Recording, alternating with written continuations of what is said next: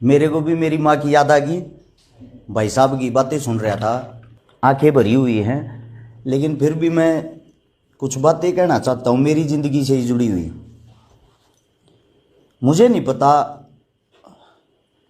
अनाथ आश्रम किस लिए बना रखे हैं, और ना ही मुझे ये पता वहाँ किसकी माताएं रहती हैं, लेकिन मेरे अंदर एक दुख है, एक दर्द है।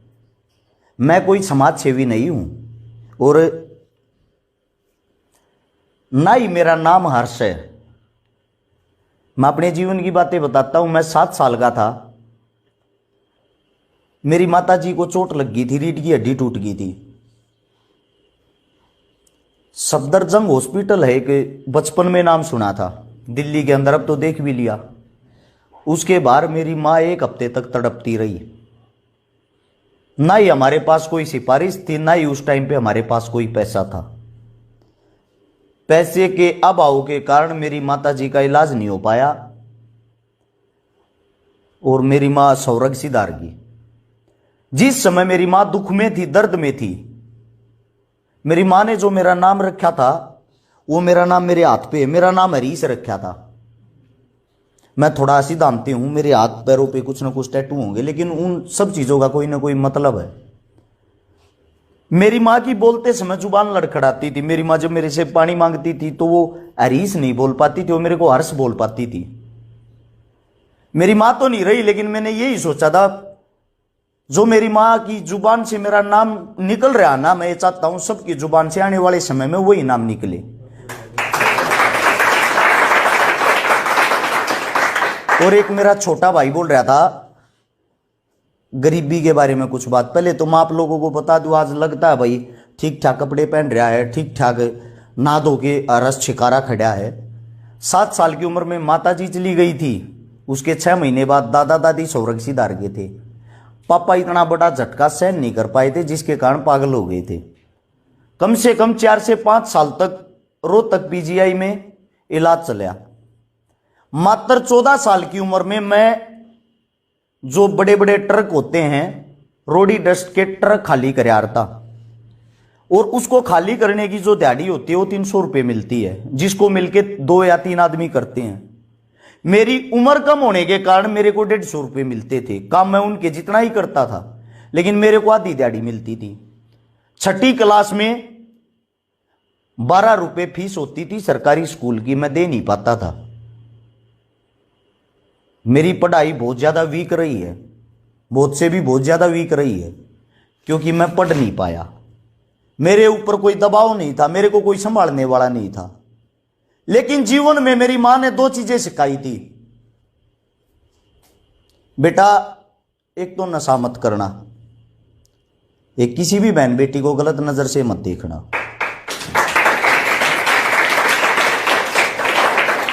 आज मेरी उम्र 32 साल हो गई है। 32 साल की उम्र में आज तक मेरे को किसी भी नशे का ये भी नहीं पता है इसका टेस्ट क्या होता है। और सिवाय अपनी औरत के, जो मेरे सगे संबंधी, जैसे कि मेरी जो साड़ी भी, मैं उसको भी बहन कह के बुलाता हूं।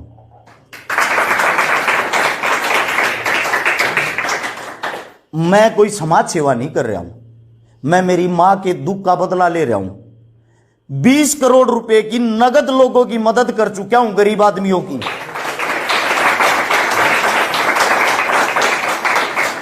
700 से 750 उन परिवारों की मदद कर चुका हूं जिनके घर पीने के पानी के लिए मटका भी नहीं था।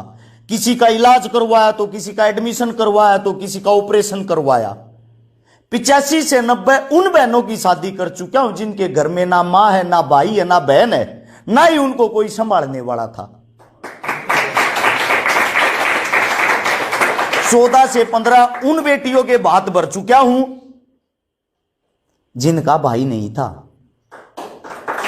और आज के समय में अपने आप को भाग्यशाली समझता हूं। मैं किसी बड़े बाप की औलाद नहीं हूं, मैं इतने गरीब परिवार से हूं।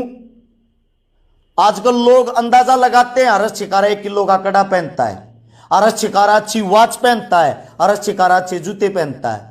उसके पीछे की गरीबी किसी को नहीं दिखती। इतने दिन जो मेहनत की वो किसी को नजर नहीं आती। सैकड़ों से ज्यादा आंदोलन कर चुका हूं। अकेले 2019 में 57 आंदोलन किए हैं। जो मेरी बहन बेटियों की इज्जत के लिए, इज्जत को तार तार करते हैं ना, जो बलात्कारी होते हैं, जो पॉक्सो कानून पास हुआ है कि 14 साल से कम उम्र की बच्ची या बेटी के साथ अगर दरिंदगी हो तो सीधी फांसी हो, उसके लिए अरश शिकारा ने अकेले ने 7 आंदोलन किए हैं।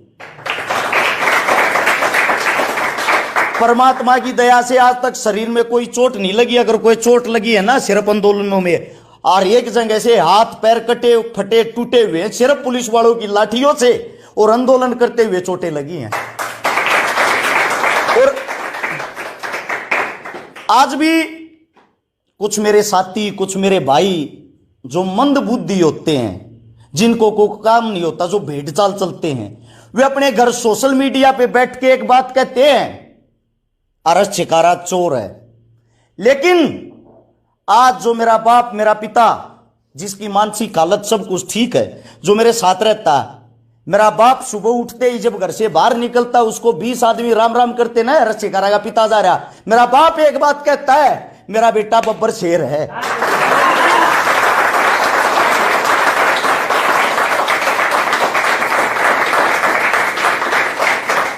पैसा किसी के पास भी आ सकता, कहीं से भी आ सकता, कभी भी आ सकता है।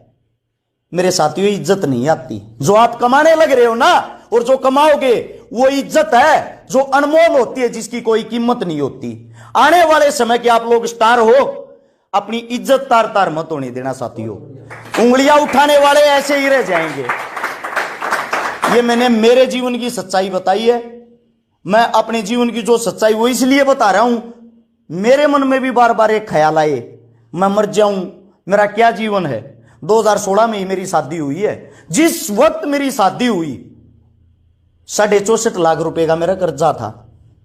जिस वक्त शादी हुई, मेरा भाईचारा बहुत बड़ा है और मेरा भाईचारा पागल भी है। मेरे को मांगने से ही पैसे दे देता है। मेरा भाईचारा ही है जिसने कड़ा दिलवा रखा, घड़ी दिलवा रखी, कपड़े दिलवा रखे, सब कुछ।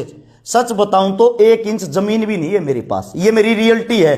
अभी अभी मैंने 80 गौशाला में, जो टूटी फूटी गौ माताएं होती है ना, जिनका कोई इलाज नहीं करता, जो रोडों पर घूमती हैं, आवारा गौ बोलते हैं जिनको, उन गौ माताओं के लिए 30 लाख रुपए का मोल किला जमीन दान दी है लेके। लोग सोच रहे हैं सब दिखावे के लिए कर रहे हैं, दिखावा है ये। मैं सभी साथियों को एक बात कहता हूं, ये दिखावा करके तो देखो साथियों, ये दिखावा करके देखो। कैया के नाम होते हैं ता बदनाम होते हैं, कई बदनाम होते हैं ता नाम होते हैं।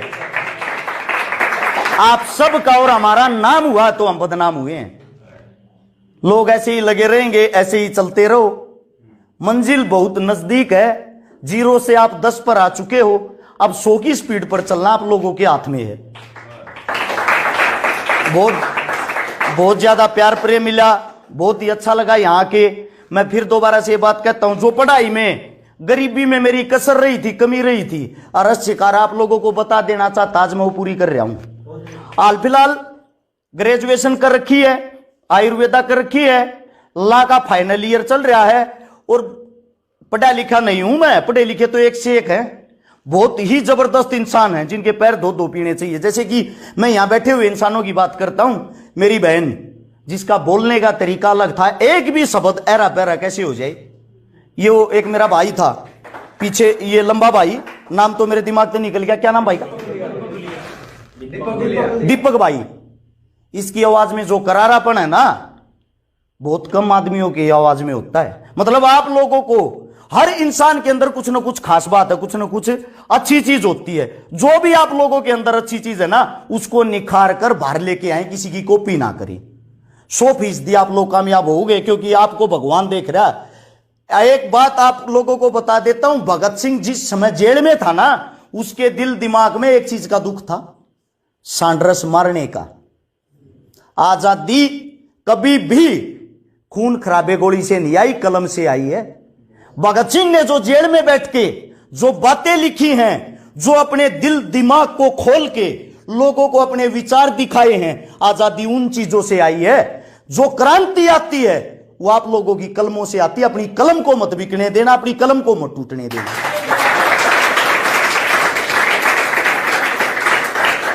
मेरी बात ज्यादा लंबी चौड़ी होगी, माफी चाहता हूं। सभी साथियों ने इतना प्यार दिया, सभी बहनों ने इतना प्यार दिया, आप सभी का धन्यवाद। राम राम, जय हिंद।